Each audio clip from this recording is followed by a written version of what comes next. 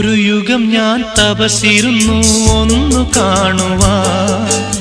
കഴിഞ്ഞ കാലം കൊഴിഞ്ഞ സുമം പൂത്തുവിടർന്നു. ഒരു യുഗം ഞാൻ തപസിരുന്നു ഒന്നു കാണുവാൻ. കഴിഞ്ഞ കാലം കൊഴിഞ്ഞ സുമം പൂത്തുവിടർന്നു.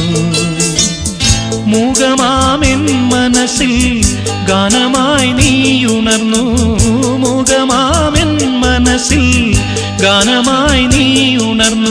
ഹൃദയമൃദുല തന്ത്രിയേന്തി ദേവാമൃതം.